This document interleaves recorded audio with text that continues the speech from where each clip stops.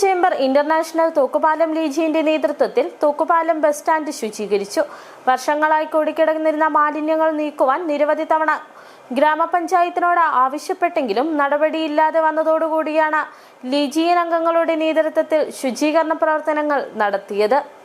ഗാന്ധി ജയന്തിയോടനുബന്ധിച്ചാണ് ശുചീകരണ പ്രവർത്തനങ്ങൾ നടത്തിയത്.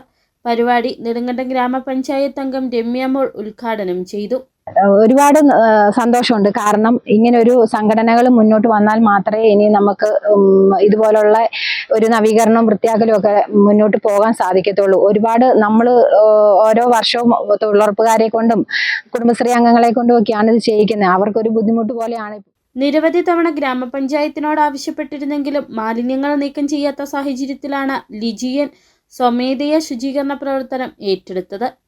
ബസ്സുകൾക്ക് തിരിക്കാനാവാത്ത വിധത്തിൽ മറ്റ് വാഹനങ്ങളെല്ലാം വന്ന് പാർക്ക് ചെയ്യുകയും അതുപോലെ തന്നെ ഈ സ്ഥലത്ത് അനാവശ്യമായിട്ട് മാലിന്യങ്ങളൊക്കെ കൊണ്ട് നിക്ഷേപിക്കുകയും ചെയ്യുന്ന ഒരവസ്ഥയുണ്ട്. ഞങ്ങൾ ഇത് പലതവണ ഇതിൻ്റെ ബന്ധപ്പെട്ടവരോട് ഒരു സാംസ്കാരിക സംഘടന എന്നുള്ള നിലയിൽ അവരെ അറിയിച്ചിട്ടുള്ളതാണ്. ഇപ്പോൾ ഞങ്ങളുടെ പ്രവൃത്തിയിലൂടെ ഞങ്ങളത് അവരെ ഒന്നുകൂടി ഉത്ബോധിപ്പിക്കുകയാണ്.